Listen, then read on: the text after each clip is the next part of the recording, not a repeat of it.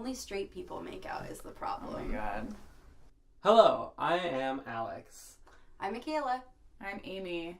And this is the Netflix Club. Like the Breakfast Club, but worse. We eat movies instead of detention. They didn't actually eat breakfast in that movie is the problem. Why would yeah, you call it's that a- then? it's a lie. I mean, I have, but why was it called It's that? false advertising. You know? It's media. That's me. So our first movie of the week... By the way, there is no good answer to that question. Why is it called The Breakfast Club? Oh, yeah. That's okay. Um, In the comments, if you know the answer. I mean, there is an answer, Well, then... which is that it's just what, what's that director's name? John Hughes? Yeah, it's just what his, like, friend's son's high school called detention, because it happened in the morning. And so, like, they were the Breakfast Club. See, I like that. But, like, I don't like it for the movie because they don't, like... Eat breakfast? It's not that they don't eat breakfast, it's just that it's just that at the end of the movie they're like, we're the Breakfast Club, and it's supposed to mean something, but it doesn't mean anything. Okay, but now it does. That. 'Cause Yeah. it's iconic. Yeah. Anyhow, moving past that. So, this week we watched Tallulah and American Mary, except turns out that American Mary is no longer on Netflix, and we did not know that until We went to watch it, yeah. basically. And So we subbed that for... Interview with a Vampire. Yeah. So I think we should, before we start, did either of y'all watch anything this week or do anything this week that you feels worth noting? Worth noting alongside our two features. Oh my god, how about the gay anime? Oh my god, that's true. We should Okay, Amy and I watched this gay anime. Should be condensed into one word. It isn't. It was pretty good. It was called Number 6. Yeah. It was available on Hulu. We've got Hulu. That's true, yeah. Wow. Fits so into it our is. streaming theming. If you like all of the archetypes, some white-haired anime boys making out with some dark-haired anime boys. There's actual gay kissing in it. Actual gay kissing. No, Which is the we tagline. are feeling Kissing. starved after watching Interview with the Vampires. And after watching Tallulah, tired of straight people, also tired of straight people writing about Yeah. not straight people. No offense, my girl, Anne Rice. Oh my god, true. Alex read is the book? currently taking a selfie with a cat. It's important The cat. that people know. The official. You know?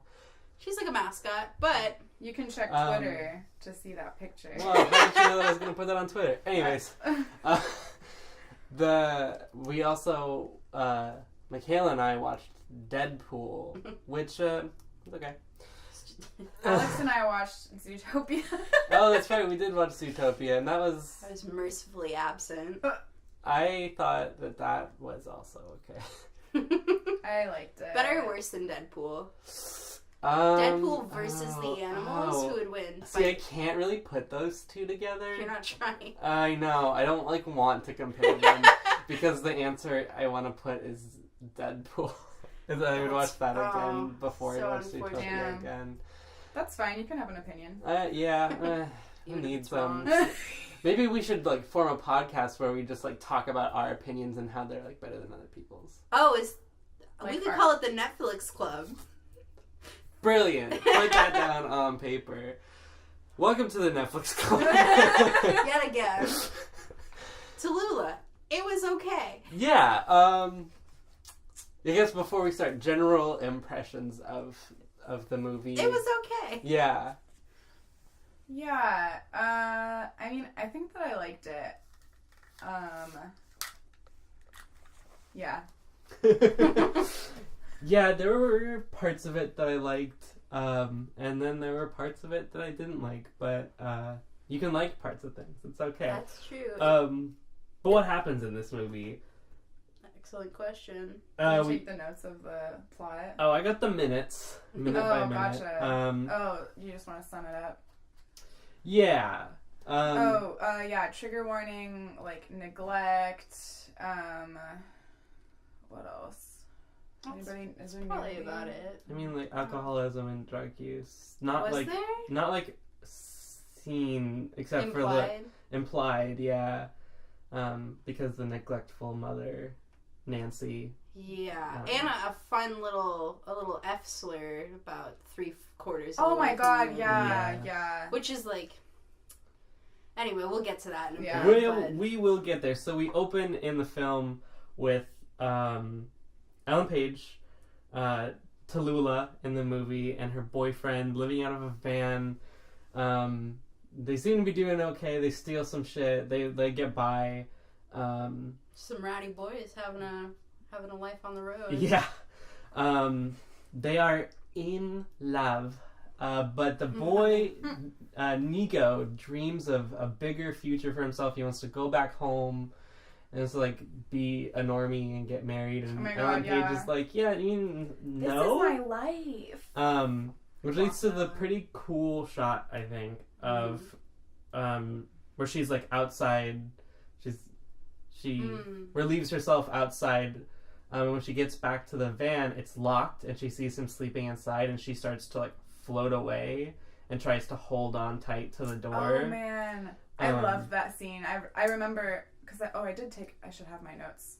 It's okay that I don't. But I wrote that I loved that, like, she was fighting against the door handle, and then she was, like, clinging to the door handle. Oh, yeah, because she was trying to yank it open. Yeah, and then, it turned into her, like, she was leaving. She was like, goodbye. Like, yeah, which is an interesting, like, touch, because I think she's dreaming, or maybe it didn't even explain it at all. Either way, I mean, just like a little bit of magical realism in a movie that it's mostly pretty straightforward. Yeah, and all of those the magical realism parts, though very few. I think there's only one or another moment where something like that happens. Like, those are my favorite moments. Yeah, definitely. But yeah, then smash cut. She wakes up, and the dude is gone. He left no word, gone. And then this is, like, right after saying that he loved her, though. So yeah, he's like, I love you, I want to marry you, and then he's gone. And so she drives to New York and, like, meets dude's mom, and she's like, I don't want anything to do with you. The mom says that to Ellen Page. The mom says that to Ellen Page. Yeah. And she goes there because she, like, is trying to con money out of her. Yeah. So she tracks her down using her credit card that they'd stolen, her gas card, something with her name on it. Yeah. Tries to scam her. She's like, I'm your son's girlfriend. And she's like, leave. And then you find out she's got, the Nico's mom has her own sad affairs going on. Yeah, she's, like, in the midst of a divorce. Yeah. What's up? Oh, like, it was that thing you like that happens that Alex likes in movies where, like, the plot line just, like, comes in and, like, it follows one person, and then that person touches another person, and then it goes with that person. Oh, yeah. Because, like, the mother, like, shuts the door, and then, like, we're following her, and we're learning about her, like, turtle or whatever. Mm-hmm. Like, that was super cool. I, like, made a note of that.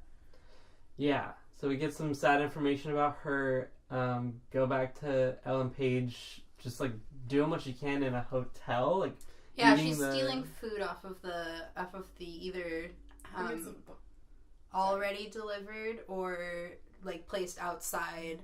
I think it's the discarded. Yeah, discarded, like, what's that called? Room service plates.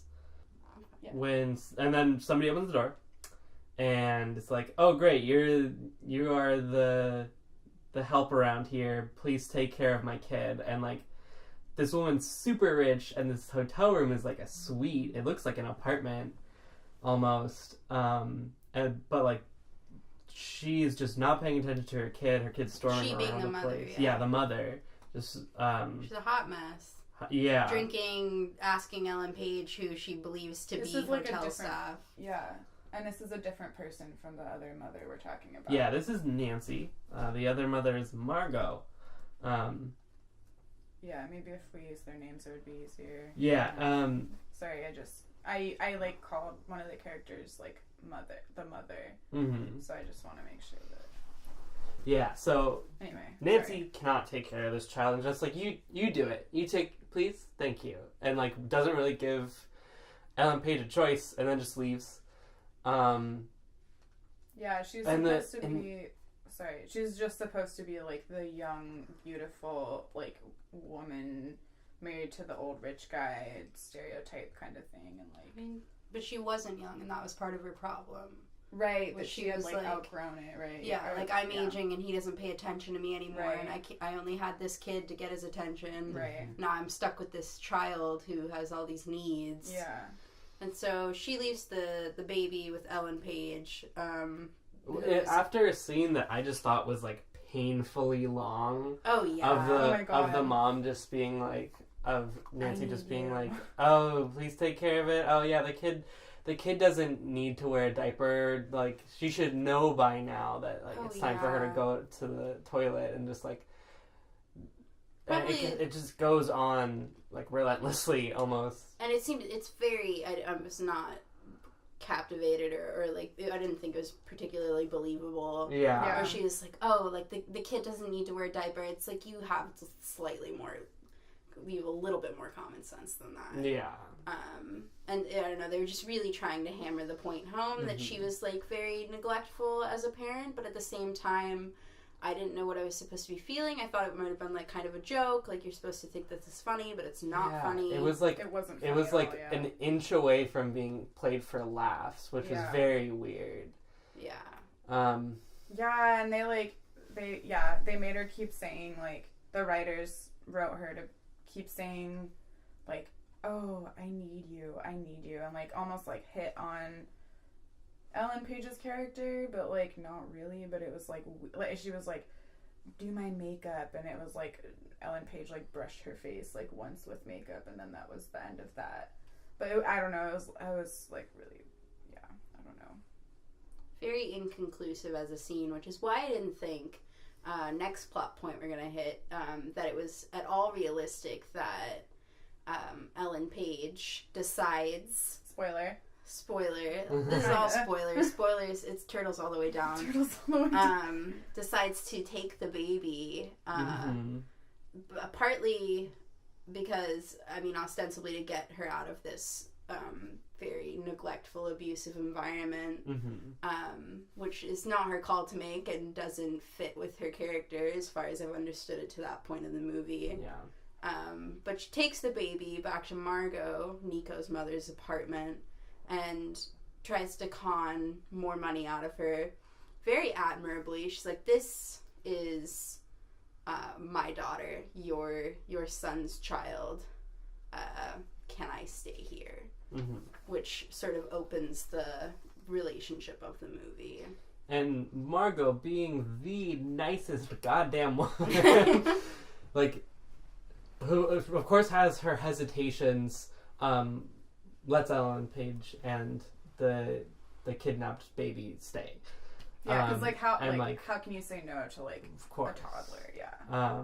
It's a great point. Yeah, I wanted to say that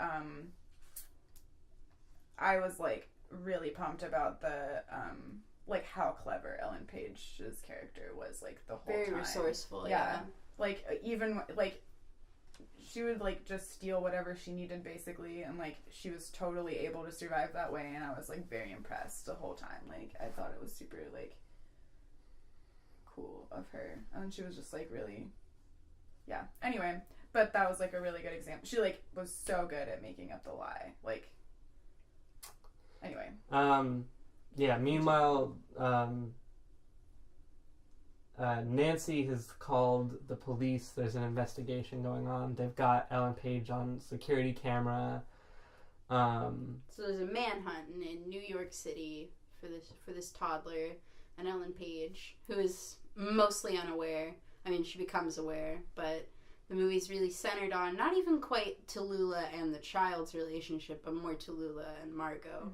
And it seems pretty standard fare from there, for me anyway. Just a slight notch above a standard Lifetime movie, wherein they go on to affect each other in positive ways and redefine their ideas of home. Yeah. And family.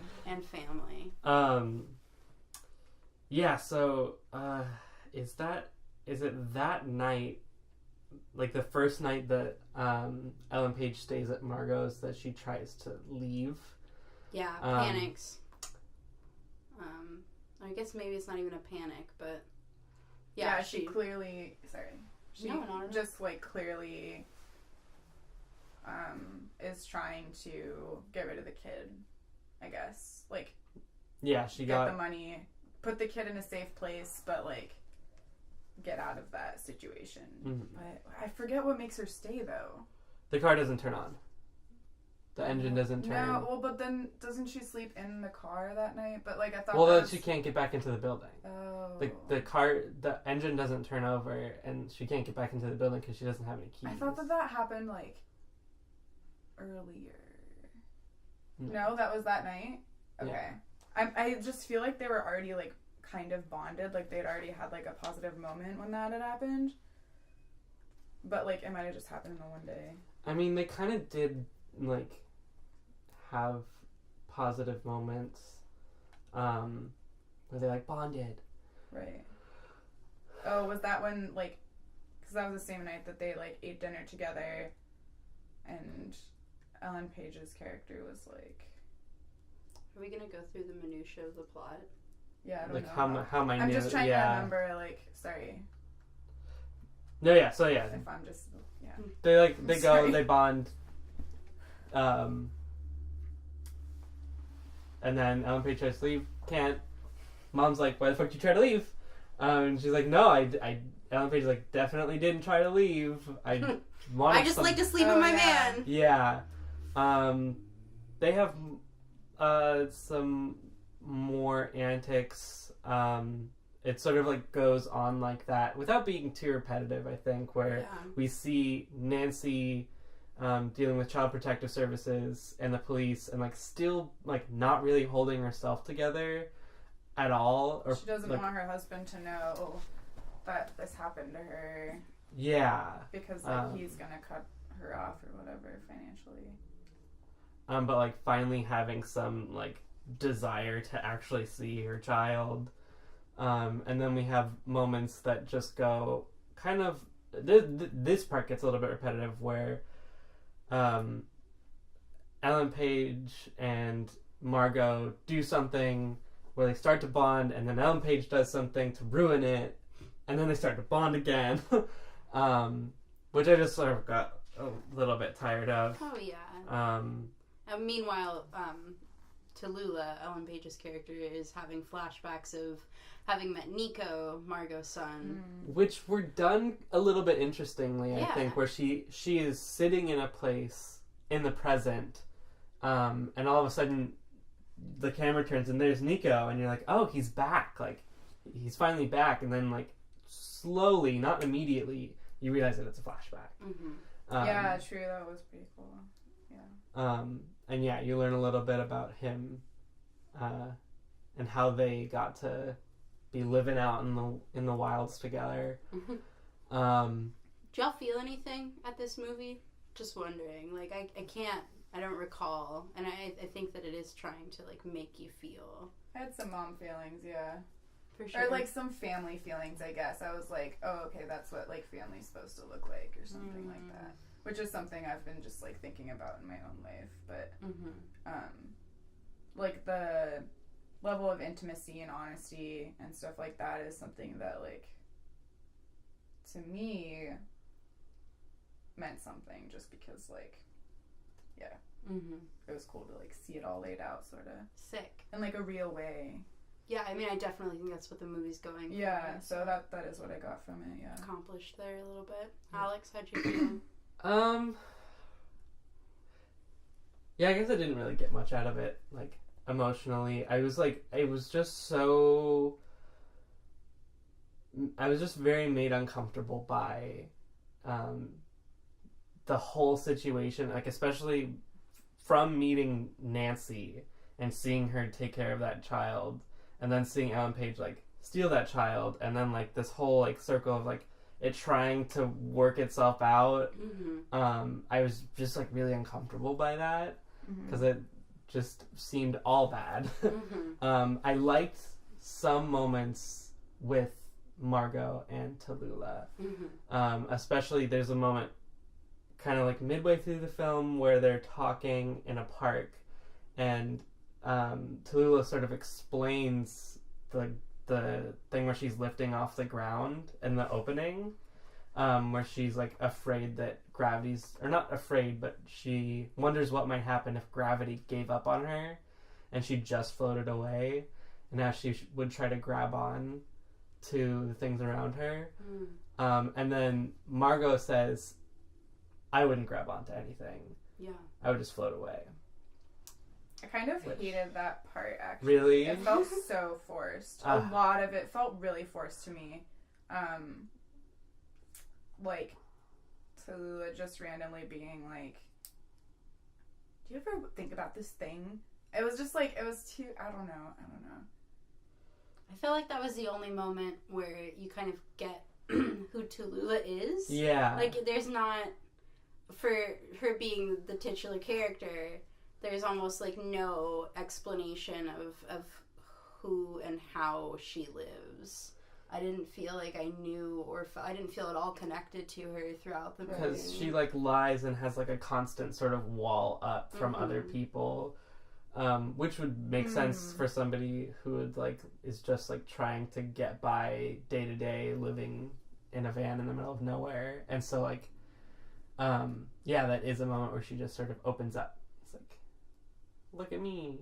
Or maybe not so much look at me, but let me share something with you, because I don't get a chance to do this very often.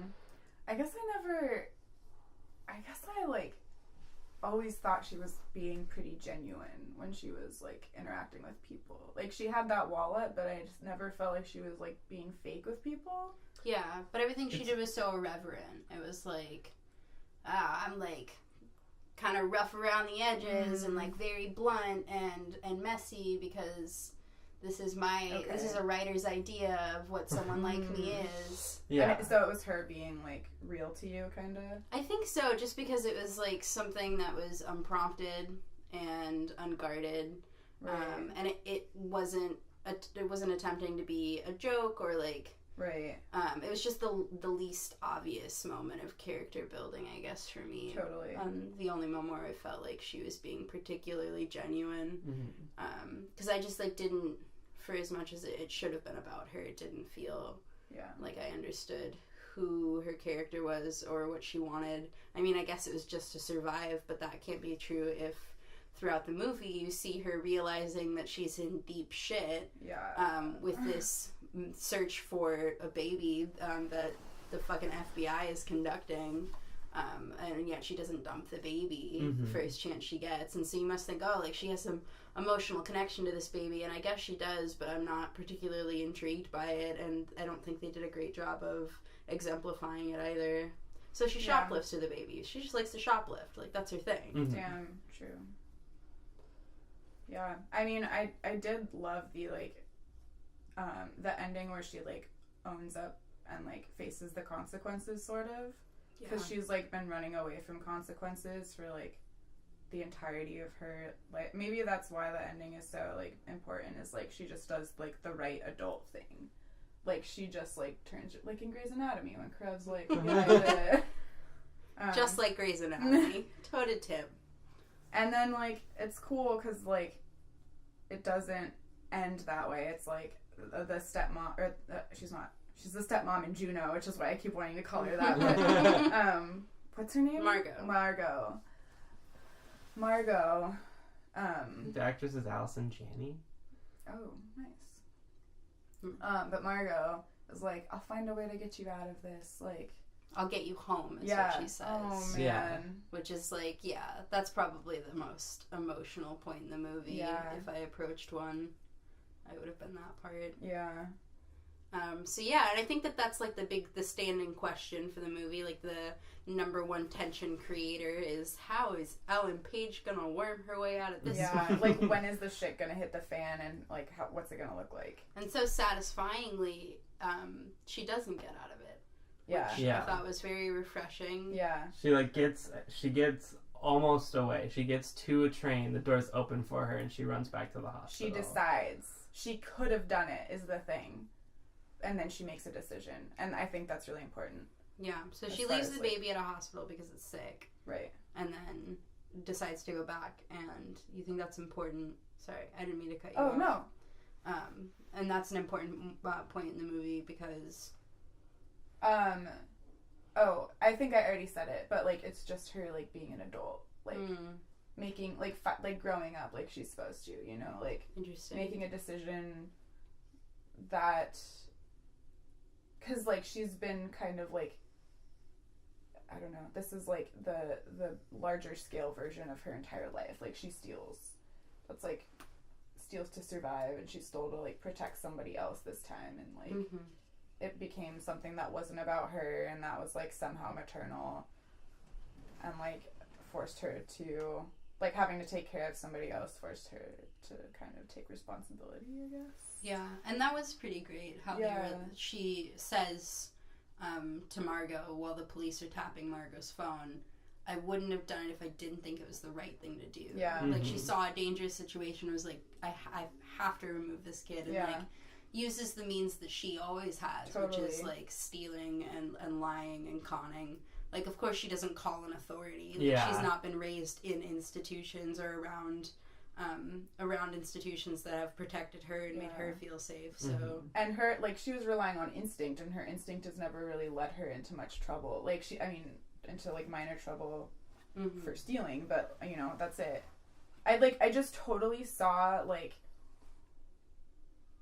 kind of, like, myself in her decision to, like, steal the kid. I was kind of like, yeah, okay, I can see how this, like, doesn't seem like a huge deal, like, right when you make the decision, and then, like, you kind of sit back and you're like, oh, fuck. Yeah, and, like, I feel like Nancy became a little more real. Like, I started to really believe her, and, like, when she was, at the end when Ellen Page was about to hand over the kid, I forget what she's like, do you even want her? Yeah, because, like, at the beginning of the film, Nancy was pretty clear, like, I don't want her. Right. And then, and actually even says to, like, police things happen, Margot and Nancy end up meeting, and they have a conversation where Nancy's like, you know, it's fucked up. Before she went away, I didn't want her. Yeah. And now that she's gone, like, I just want her back. Right. Yeah, and I thought it was just amazing that Tallulah, it's not Ellen Page, we keep just I don't mind that at all. I know, it's kind of funny, but... Tallulah. Tallulah.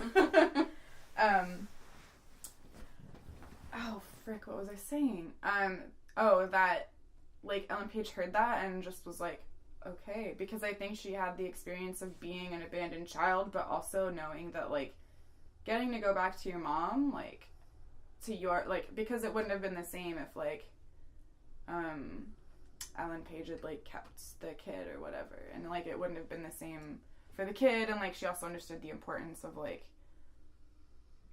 I mean, the cops were right there, too, so that might have had something to do with it, but... But I think they also definitely leave you, or they left me with the impression that Nancy is still under, like, heavy investigation from Child Protective Services. Yeah, as she should be. Right. Like, they know that she is not competent. Damn, yeah, so that child, like, is gonna get the attention it needs at this point. So that's a good... Yeah, something good did come of plot point. Come of it. But it ends with Margot. Yes, my favorite part of the movie, where she goes back to the park and lays down in the grass and starts to float away, like how Ellen Page did at the beginning of the movie, like how they talked about in the middle of the movie. Now the film ends with Margot floating away, and she's like about to be at the point of no return, and then she grabs onto the tree branches. Unlike she said, she holds on to something. And I think that's sort of because, like, you know, at the middle point... She has something to hold on to. Yeah, at the middle point in the film, like, her husband had, like, led her through a loveless marriage and then just, like, cheated on her and left her with a man. And then, her son left, too, like, out of the blue, didn't even say goodbye. And now finally there was somebody who, like, wanted to stay and was taken away from her. That being Ellen Page's character. And so she has something to hold on to. And so she doesn't want to leave. But then I wonder what Ellen Page's, like, thing to hold on to was, you know? Like, if that's what the metaphor is, then, like, what was, like, why was Ellen Page so driven to... Because, like, you would think, like, she's the more detached character. Like, she's the one who, like, lives... But, I mean, that's what she's attached to is her lifestyle, which I think is why she was holding on to the van. And it's, like, a point that you were kind of making earlier about, like, how much she values being able to live that way. Yeah. Being able to live sort of free of certain, I don't know, constraints and consequences. Right. But she doesn't want to be, like, released. She just wants to be herself, kind of. Like, she doesn't want the sweet bliss of, like, eternal floating in space, death, whatever. Mm-hmm. She wants, as, like, I mean, I think that the letting go implies, like, death or whatever. I don't know. Like, eternity away from here. Yeah. But, yeah, okay.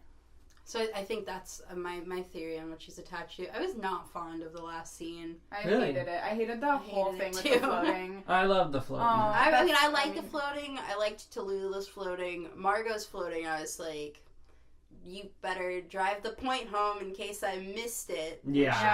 Yeah. It was a little hammy. Yeah, it was ham-fisted, that's for sure. But I don't know, I don't really know what it is. I haven't seen a lot of things with Allison Janney in them, but I like her. Oh my God, I like her too. I trust her. I want her to be my trust mom. her. Yeah, she could. I want her to play with God, I my hope that's hair like her that. name. Huh? I hope that's actually her name. Yeah. I'm pretty sure it is, but I'm not gonna look it up. we should check. I can look it up. Yeah, so I thought that, I mean, it's a kind of a nice point to end on, I guess, because you sort of expect it to end with Tallulah. Instead, it's about, like, how Tallulah has affected somebody else. Yeah. I guess you could argue that this movie is about, or like, if you could like track the plot of the movie through Margot. Thanks. Then Tallulah. I think that's true. Allison Janney, yeah.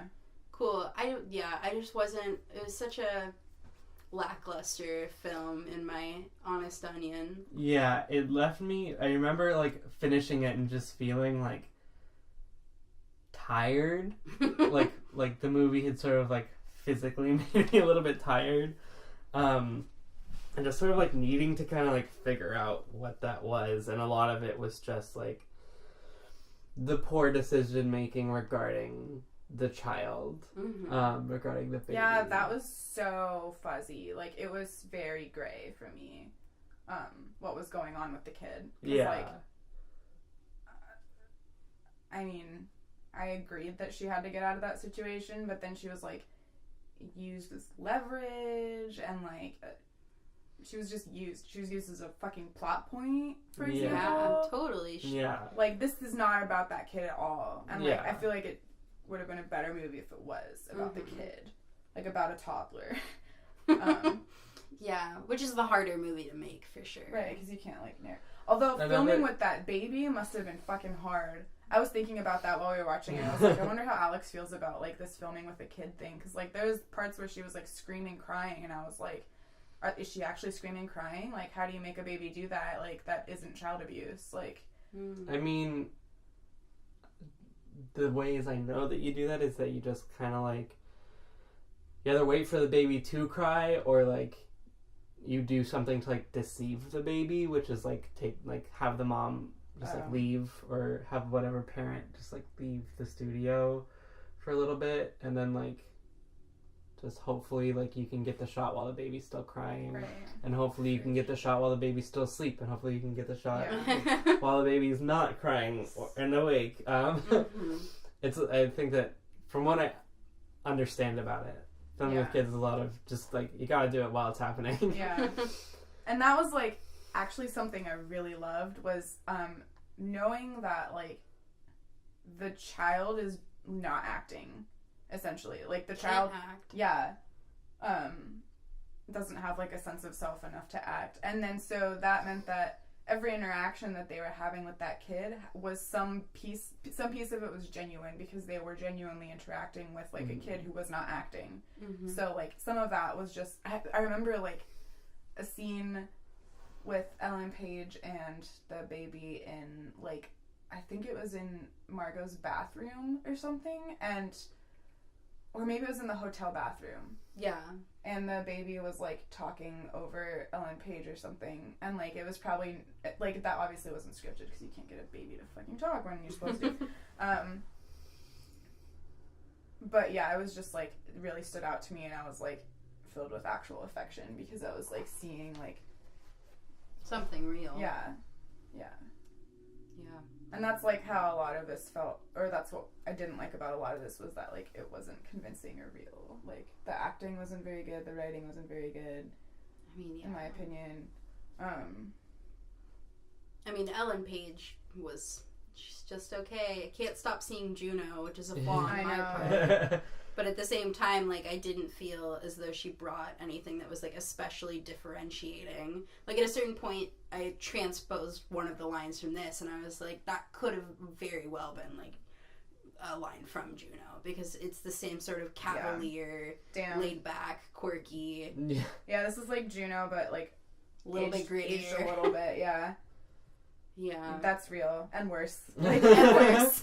Because it's not cute. Like, it didn't try to be, like, cutesy at all. And I didn't like, feel anything from it. I felt something from Juno. Oh my God, God, it never got too cute or too dramatic. Yeah. Maybe it wasn't relatable Such enough. a middle road. And it wasn't relatable. And then, like, that's part of the contention I have with the fucking movie is, like, this is somebody's idea of how houseless people live. Oh my God, yeah. And it's, like, irrevocably tainted with, like, white privilege and, like, the fact that Juno, Lamau, Ellen Page is, like, a movie star, and you just want to, like, rough her up a little bit and have her be, like, kind of a smart ass, and you're like, yep, that's how massive traumas affect you, that's how a life is formed, and it's just half-assed as fuck, and that's, like, zero research, like, a lot of contentions with that, as, like, somebody who's lived through a lot of what Ellen Page's character allegedly lived through. It's just like, okay,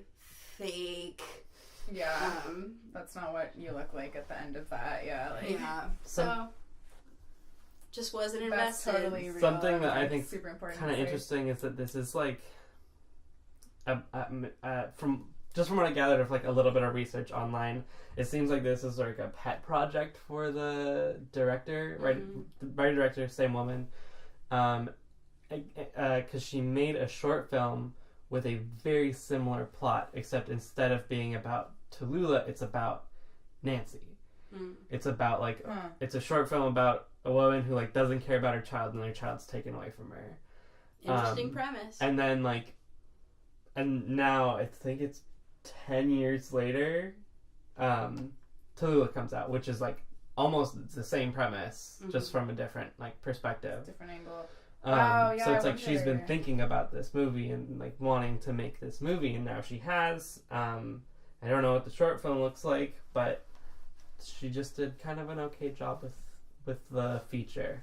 Yeah, it was okay. Yeah, as his biggest crime.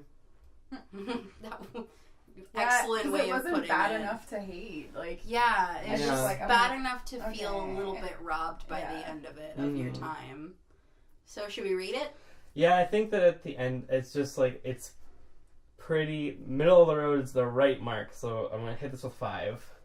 So that's better than last week's Under the Skin. Right, I gave that a 4. 3. I gave it a 4. Oh. You gave it a good 3. thing I gave it a 3, maybe a 3.5 if I was feeling generous. And I have a hard time ranking this one higher than that, just because at least with Under the Skin, I thought and continued to think, and I could see like a lot of executive decisions being made in the name of like artistry. Totally. This one, less so. So yeah, gonna have to give it a 3. All right. Amy? I'm gonna give it a 6. Nice. So I can like, the like worst thing is that I can see my tastes like in relation to y'all's, like, and where that ends up, and I just wish it was different, but I can't help it. Like, if we were all the same, this would be a very, very boring podcast. Yeah, that's true. We need to have the different voices. I just feel like such a normie, though. Like, of course I liked this, like, normie-ass fucking movie. Like, that's okay. A 6 on the Normie ass Richter scale. Only I can call me a normie, though. I was referring to the scale. I see. Loophole. Oh my god. Yeah, do y'all feel pretty well settled with this? Yeah. Yeah, I'm good, because our second feature, only slightly gayer than the first, Interview with a Vampire, the film version of Anne Rice's novel, and she wrote the screenplay. Mm-hmm. Oh shit. I was gonna ask, have you read the... I haven't, and you think I would because I'm gay and a vampire and was a lit major, but alas. You are gay and a vampire? Is that what you just said? Yes, I attest to that. Okay. Taking notes. Oh, yes. Alex, our resident Christian Slater character. Oh my god. Oh, who didn't even have a name. No idea. I wrote like Slater, like skater. That's SLHR.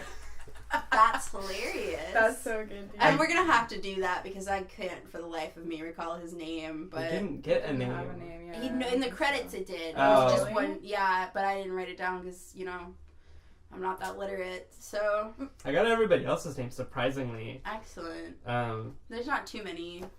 There's like four or five main players of the movie. But moving on. So the movie starring gay vampire Brad Pitt and gay vampire Tom Cruise, and They looked so bad though. Oh, are you kidding me? They look great. I mean, Brad Pitt looked great, but that's because you could do most things to a young Brad Pitt and still have him. Yeah, dude. Still have him look pretty Not attractive. to Tom Cruise.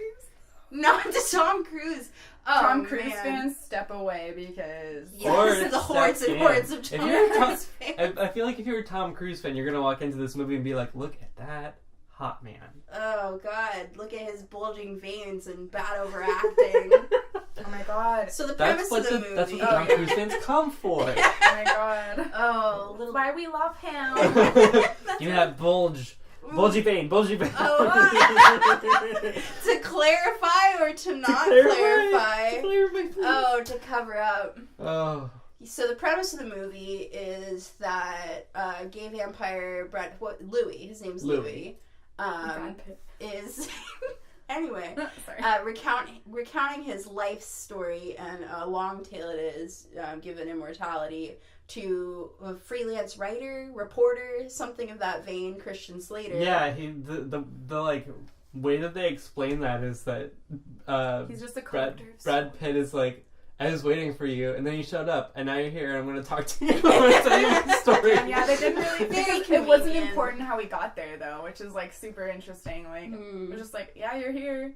I'm really not gonna explain it further than that. Like, I mean, I could really see all of the ways in which this is like a more interesting novel pared down to its I most thought essential parts. The same thing. I was like, I kind of want to like read this. yeah, me too. Oh my god, Book because I club. think that the like relationships between all of them are gonna be like so much more fleshed out. Like that was what was lacking And for maybe me. they're was explicitly gay in the books. I was so tired of the. Oh my god, The- the baiting. Yeah, Oh my everybody God. getting so close to each other's face. Literally, like Armand and Louis. Armand, played by Antonio Banderas. Thanks, I can't do names. Spy Kids and Dad. Mr. Spy Kids. Puss in Yes. Boots. So what had happened?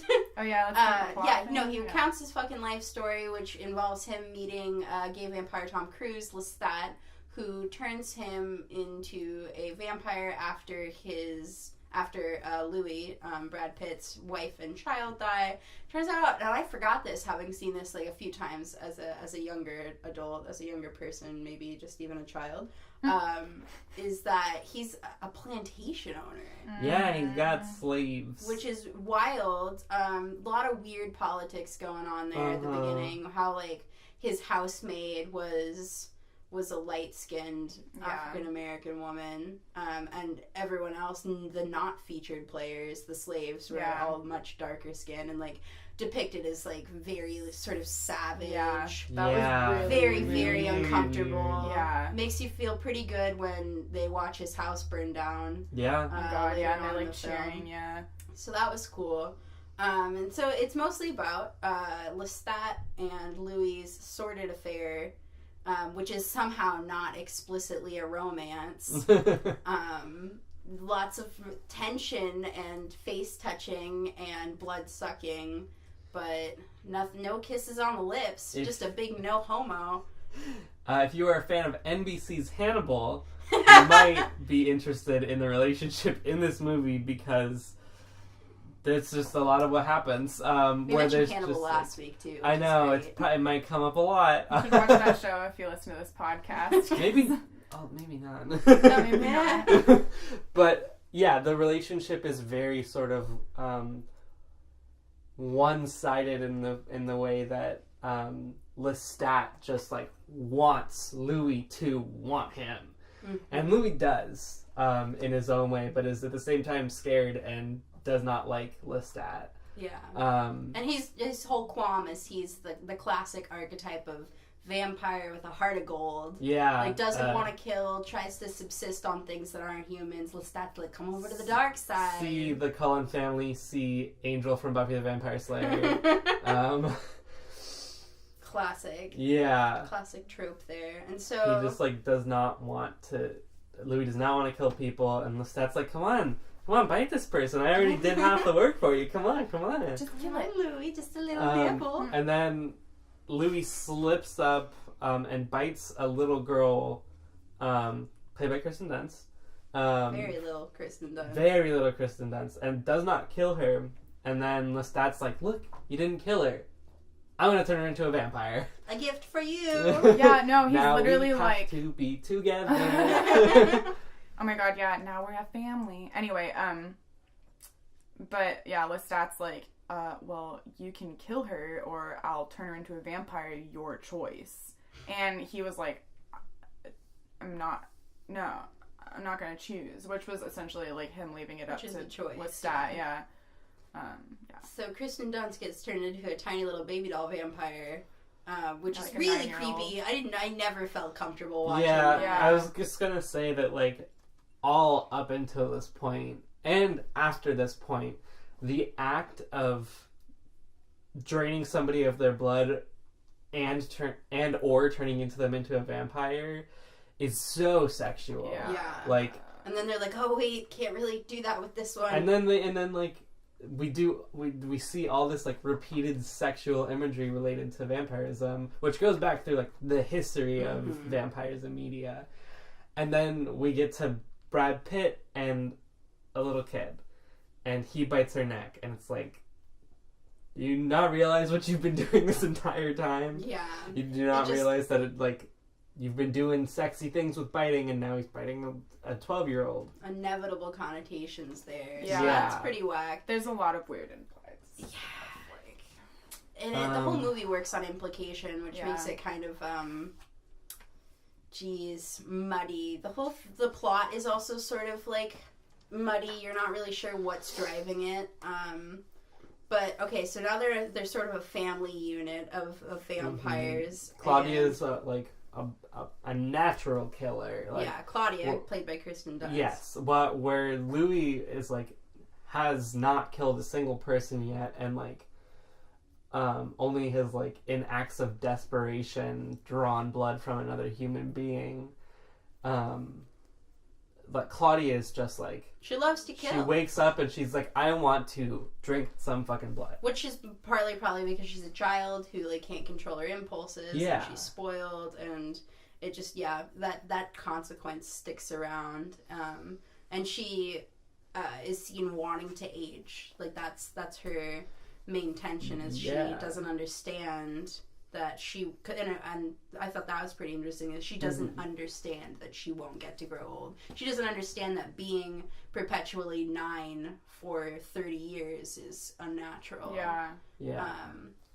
But Louis is still distant and constantly monologuing about the dark curse laid upon him and how he is damned to hell. And like, this is just her life, and though, like explaining that dark curse to Claudia. Is like, it just sucks. You're a creature of evil now. We're creatures of evil. And Sucks. She's like, do you want to go for a walk or something? Maybe a doll for me, another doll. And Lestat is all the time trying to groom Claudia into the perfect little aesthete, which is very interesting because as much as like sexuality is entwined with the history of vampirism, so is aristocracy, which is sort of an unquestioned element of Louis and Lestat, constantly living the high life even while they're on the run. They're dressed opulently, they live luxuriously, and it's just a part of their lifestyle, and something's very unquestioned about that for me. Like, it just makes sense. You see that and you're like, of course vampires are sexy with ascots, like and they have these like dressed to the nines, yeah. Yeah, all the time. But Louis not content in this lifestyle and is constantly wrestling with his not mortality but morality. And Claudia's like, you should definitely leave Lestat. He's making you miserable. And Louis like, how could I do that? He is my boyfriend. But he doesn't say that, of course. He's just tortured and doesn't want to leave. And she's like, I can solve this problem. And so, spoiler, she tries to murder Lestat by feeding him dead blood. Which apparently is a thing that vampires, like, can't... It's, like, the one thing that vampires can't do. That totally makes sense, though, like, that you have to keep the victim alive while you're, like, draining its blood, because otherwise, like, because the heart stops beating at a certain point, and then, like, the person's dead, but there's still blood in them, like, you can't drink all the blood before the heart stops, so, like... gotta be complicated. Like, you've gotta... Like, how does that make sense, though? Yeah, I guess, like, it just doesn't... Because... That they can't take the blood after it's dead. Like, how is that different blood? Because he crushes a rat, and they drink that blood, and he's like, oh, it just doesn't taste very good. Yeah, and the rat's clearly fucking dead. Yeah. That's a good point. But it's just because they set up that... Christian Slater asks about the mythology of vampires, and... Louis like, oh, steaks, crosses, garlic, none of that shit's real. And but they never really say explicitly, if you drink dead people blood, then you will lose all of your power and kinda die, maybe. Kinda. Which is what happens to Lestat. He kind of dies, maybe. They put him in the swamp after he's drank the dead blood. Great choice, I think. And they're like, let the gators eat him. And so... They go run away. He eat the gator. Then he eat the gator. Spoiler. Yeah. It's okay. Spoiler galore, yeah. Just trying to run through the chronology real quick. Gets enough strength back to, like, go back to his family who tried to kill him and be like, tried to kill me. Guess what I'm gonna do? Trying to kill ya. Yeah, the only jump scare in the movie is Lestat coming back. So it just if you're gonna watch the movie and you don't like jump scares. Yeah, it's after they throw him into the swamp, and then the doorbell rings, and John Travolta goes down to answer the door. And I guess opens the door, nobody's there, and then the jump scare happens, just so you know. Okay. I guess we should mention that in the present day frame story, Brad Pitt does look like John Travolta in Pulp Fiction. Shockingly same outfit, same hair. From the back, they're the same person. Yeah. You can almost pretend. And so they fight off Lestat again. And flee to Europe. Flee to Europe and try to live their luxurious lifestyle, while also... Claudia has an interest in seeking out other vampires, which they have not come across until they come across this flamboyant theater troupe in Paris, I think. That was so funny. The, introduction to that, theater troupe. I liked the second group of eccentric actor vampires. Yeah. It reminded me of Phantom of the Opera so much. All the... I don't know if y'all have seen that. No. But... that should be one for the list, honestly. One for the vault. But, in Phantom of the Opera, the people who, I guess, they must live in the theater or something, they all kind of just look like the vampires. And, yeah, anyway. Yeah, Michaela, you made this parallel where they're kind of like the Transylvanians in Rocky Horror Picture Show. It's true. And they but worship they're just, Antonio Banderas. very theatrical, very flamboyant. Yeah, Antonio What's his Banderas. name in the movie? Armand. Remember that name. I'll try. Armand is their leader. And he wants Brad Pitt. I mean, he wants Louis, of course. Yeah, he wants Louis. He's like, damn, you are sexy. I mean, you have emotions. You're the only vampire with emotions. You're not sexy. I don't want to like kiss you a whole lot. I don't want to hover an inch from your face and look longingly into your eyes while the director's no homo us. Yeah, Armand has a desire for Louis, but then all the wacky wild theater troupe, they kidnap Louis and Claudia and this person that they've just sired. Claudia kind of wants a mom or like a role model or a playmate Companion, or something. yeah. Some kind of companion because she knows that Louis is going to leave her for Armand. And so she's like, Louis, change this woman into a vampire for me. And he does that. Terrible timing. Because then the theater troupe literally knocks the door and is like, it's time to pay for your crimes. Because apparently it's illegal to murder vampires, but I think they just want to fuck around. Mm-hmm. So they take the two of them and they box Louis up and they put him in a coffin and they're like, you're going to scream for eternity, which is actually about 12 hours. And they put Claudia and unnamed vampire mom into It's like Madeline or something. There we go. I guess she wasn't unnamed, but rather I did not learn her name. Shame on me.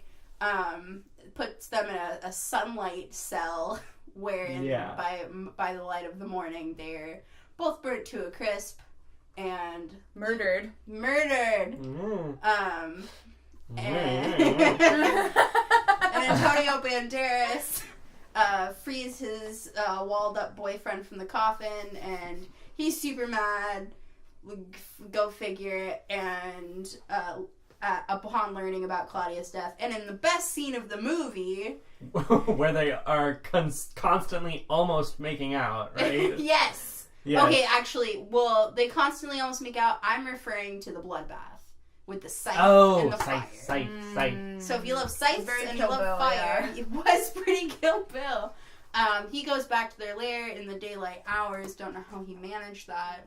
Guess shortly before morning. Or no, shortly after.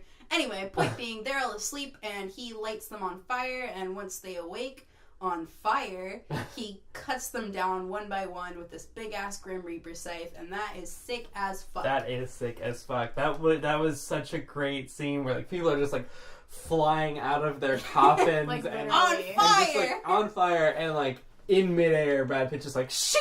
Oh yeah, Right in half. amazing. Don't know why it's categorized on. What did we watched this on Amazon Prime? Yes. It's categorized partly as a horror movie. That's not true. Although you can almost see it in this scene, wherein there's blood and blood galore. A film that we haven't watched but should. Let the Right One In. Yes. Also categorized as a horror movie. Not a lot of horror elements to it. I think that a lot of, on a complete side note, I think that a lot of like ways to consider the horror genre really include the supernatural, regardless of how actually scary those supernatural elements are. Supernatural and horror are hand in hand as designations. Yeah. You're totally right about that. So he finishes his bloodbath, runs out the door, and his boyfriend Antonio picks him up in his like horse-drawn, blacked-out carriage. Yeah. During the day. Driven by a little kid who like they seem to just like servant. have a human child who they just seem to have control over. Yeah, they just like fuck. Like the first time they enter Antonio's lair, The crypt. that little what? The crypt. Oh, the crypt. Yeah. The little boy who is like, we don't know if he's human at that point, but he's like, have a taste. And it's like, he's just like offering somebody a drink when they enter your home, but like from a person. Yeah, this kid has got like bite marks all over him, so like they just like take a little nibble Weird out of sexual him connotations raise their head yet again. whenever they want. So if you can ignore that, you might be able to get through the movie. Never a good thing to say about a movie if you can ignore. Yeah, that clearly tells you something about the quality of the film. I have a hard time separating my nostalgia for this movie though from the actual viewing. Yeah, I don't have the nostalgia for it, but like I see all these like really good parts tangled with these like weird these weird parts. Because I like this. I like this a lot. Yeah, I like it has so many parts where I just like was like, excited. I was excited by like the weird like pseudo romance that they've got going on, like the weird the way that they present the rules of being a vampire. A lot of it's not explained. It's just like we're in the world now and like we've got to learn it just like he does, kind of like we don't get a whole lot of information, which is really cool. It's campy at times, and that's like why we were laughing at the beginning, because like the beginning part with Lestat was just like so dramatic, very silly. But I love Lestat because he's so like over dramatic. The movie got good for me once Lestat stopped being part of it, to be honest. I just couldn't look at fucking Tom Cruise like with his bad vampire contacts and like his personality and like the character. I couldn't look you in your personality any longer. Miss Uncongeniality. Miss I don't like you. Yeah, so he's a little. Yeah, and I guess to like wrap up the movie, we find out that like Louis just living in America for a while in 1988. He like is around his old neighborhood and he finds Lestat miraculously. Smells him out, still sniffs alive. him out. The old sniffer. And he's like, I'm just gonna leave you here. See ya. It's like, I don't begrudge you, but I'm not gonna help you. Yeah. Which is a great move on Louis' part. Yeah. We move out to back to the frame narrative for the end, where Christian Slater's like, turn me into a vampire. And Brad Pitt's like, you clearly weren't listening. And Louis does something scary, and Slater leaves, and while he's like in the car listening to the tape that he just recorded, Lestat comes out and attacks him and like sucks his blood. On the Golden Gate Bridge. While he's driving in his cherry red top-down convertible. And he's like, come to theaters soon. Interview with a Vampire Part 2. There's just some kind of sequel, I think. Maybe not. I don't... There's like, it's a trilogy. The novels are a trilogy. I might be imagining the film got made. I don't know if it was. I don't think that there's a lot of novels. Yeah. At least not a announced sequel. Yeah, I can't think of it, but for some reason I felt like I'd seen a different ending to the movie, which made me think like there might be. There might be. Yeah, I'm not sure. Yeah, and so Louis fucking sucks Christian Slater, but not in. Anyway, sucks his blood. Leaves him alive. In the back seat of his convertible, Louis grabs the wheel. Lestat grabs the wheel. Sorry, Jesus, you're right. Lestat grabs the wheel, and the Rolling Stones, what is that, Sympathy for the Devil? Is that what that song's called? I don't know what the song's called, actually. Pleased to meet you. Hope you guess my name. Yeah. Great song, weirdly appropriate. Super appropriate. Yeah, it made me hate it, actually, because it was a little... right on the nose. Like they wrote the scene based on the song. like some of the shit that he said was like, you probably know who I am. It's like, hope you guess my name. I'm like, fuck you. I did really like that ending pull out because it was like the exact opposite of the beginning zoom in, because the beginning of the movie starts with like them zooming in very slowly through the Golden Gate Bridge across San Francisco and into this apartment with like this where he's this, like standing in the fucking classical window. like chanting music. The music for this film was so bad for the most part. But then the end of the film pulls out to a super modern song. It like almost the opposite shot of the beginning.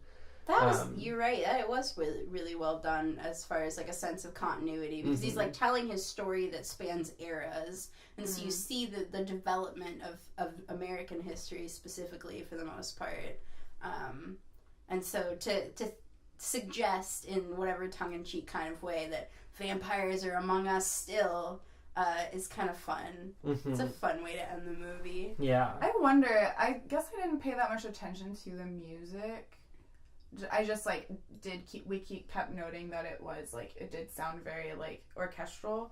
But I, like, remember the harpsichord being part of, like, Lestat's, like, theme, almost. Like, I was into the harpsichord. I personally. fucking hated the harpsichord. I've never liked the harpsichord as an instrument. You got a grudge then. You're biased. Yeah. You're a harpsichord hater. I truly am. I mean, it fit for Lestat, because I also hate him. He's so dramatic, yeah. Yeah. And he's just, like, the harpsichord being, like, I hate that fucking trill. Like, it's, like, not, like, pretty at all.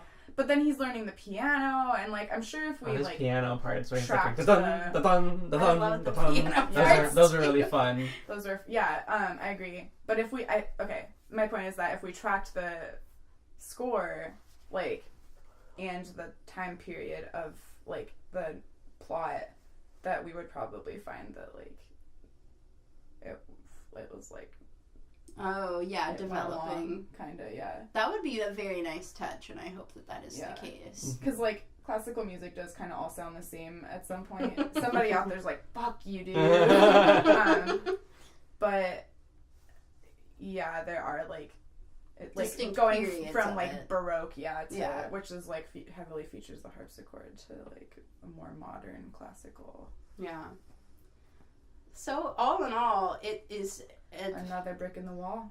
I deserve that. Why?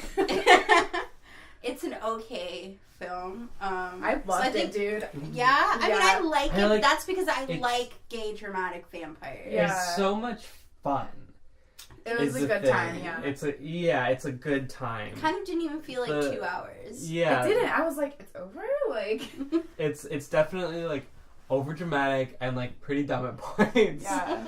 And there's, like, but once you accept that, you know. Yeah. Yeah, but, like, it's got, like, a general, like, funness to it. Yeah.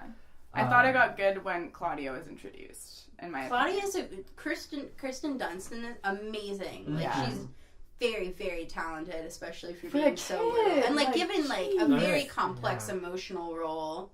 Yeah, like, all that weird, like, she had to act like an adult. Yeah, she did. Yeah. And she did it very, very convincingly. Which scares me, like, for her as, like, a little kid. Yeah. Kirsten Dunst, if you're out there listening tonight.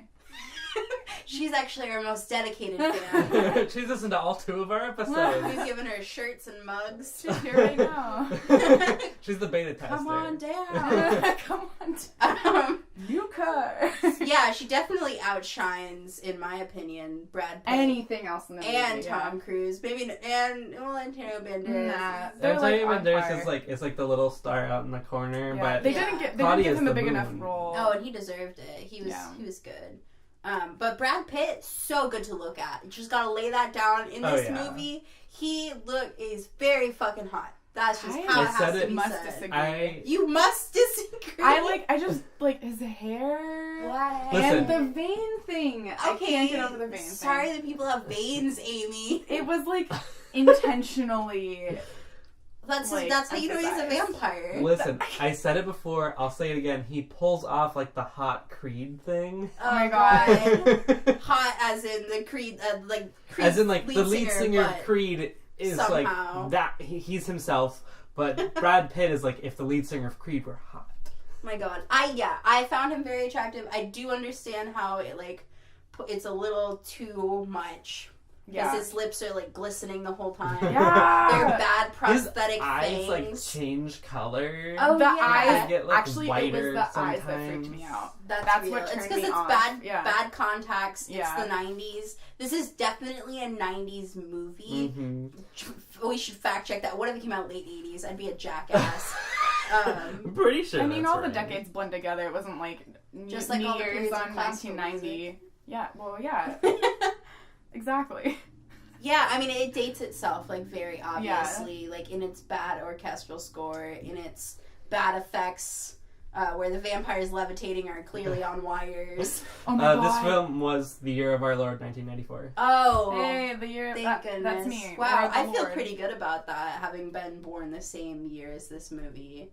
You're okay with, like, that being So you're the dog. birth movie? My birth movie. I mean, I was probably born after this movie, considering I was born very late in the year. You barely made it, yeah. Slid right under the door. Yeah, but it's a fun, semi-gay romp through the ages. True. Featuring prominently some weird sexual overtones and Lots a of little bit blood racism. here. Lots of racism, really weird. Little bits of violence against women sprinkled in there, which just happens. Like, ideologically, this movie sucks. But Oh, like, yeah. As far as if, like, did I have fun? Yeah. Should we rate it? Should we date it? That's the end of the episode. No. Somebody give it a number. I'm gonna have to give it. I mean, I had a good time. A 5 out of 10 because it's not doing anything groundbreaking. Maybe You are a tough grader. Okay. See, but what the shit I do like is like it's on the level. You know, like it's doing. What's a 10 out of 10 movie hard for work? you? Fuck, right on the spot.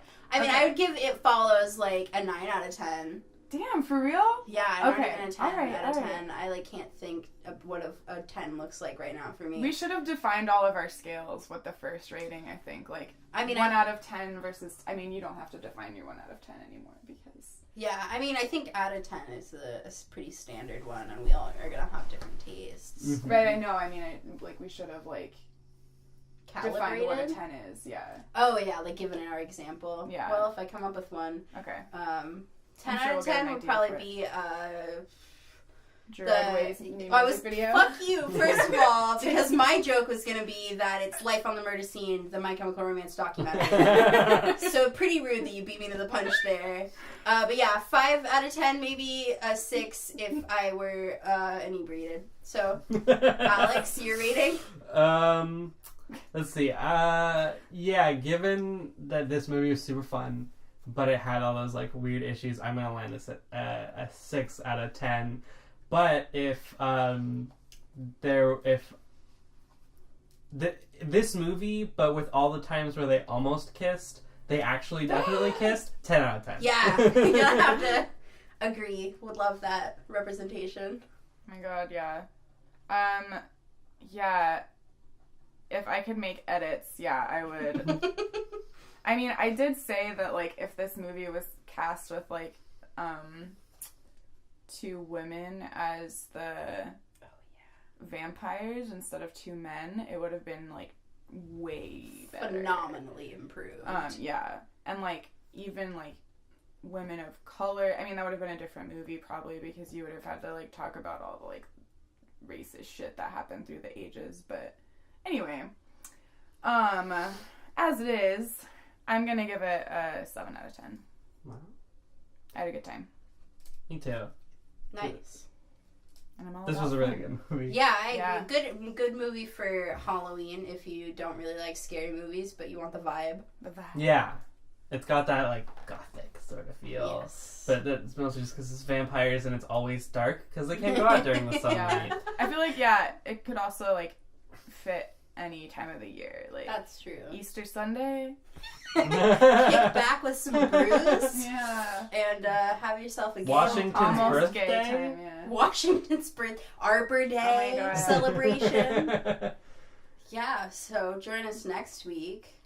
Oh, I what think- are we gonna watch? Real quick, Oh. take a quick break. Oh, yeah, let's take a break. Yeah, break me off a piece. Of that Netflix club. Bad, but okay. Live from New York. It's Saturday. It's a kind of fucking Saturday Thursday. night. Yeah, it's my Saturday. All right. Welcome back. So the movies that we chose for this week, I have chosen Rushmore, Wes Anderson. I mean for next film. week. For next week. What did I say? You said this week. Oh. Psh. Honest This week, mistake. next week, blends together. Time, construct.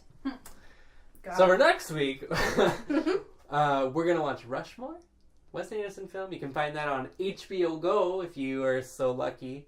To have a parent who pays for Yeah. HBO.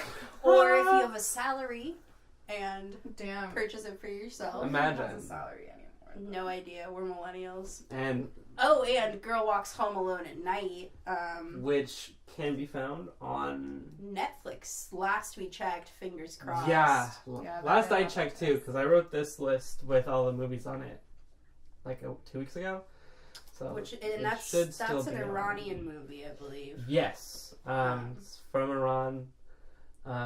Iranian actors. It's black and white. They speak Farsi. It's black and white. And more vampires. So if you're into that sort of thing, come on down.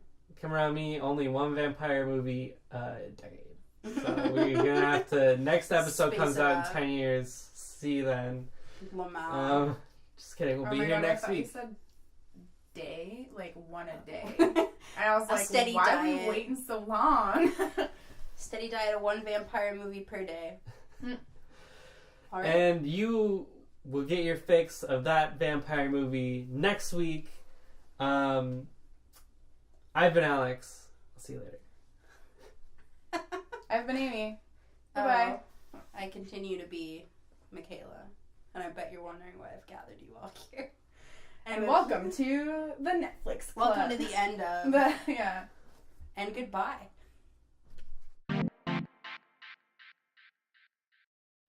Hey everybody, Alex here again. Thank you for listening to the Netflix Club.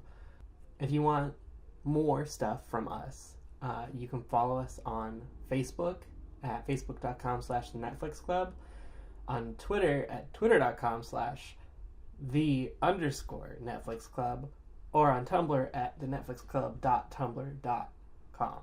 We don't post a lot of stuff on there yet, but maybe we will. I just posted a picture on Tumblr. It's on Twitter, actually. It's great. It's the best picture you'll ever see. Today, maybe. Also, if you like our content, feel free to subscribe to this YouTube channel. That would be really cool. But anyways, thanks again for listening. We'll see you guys next week.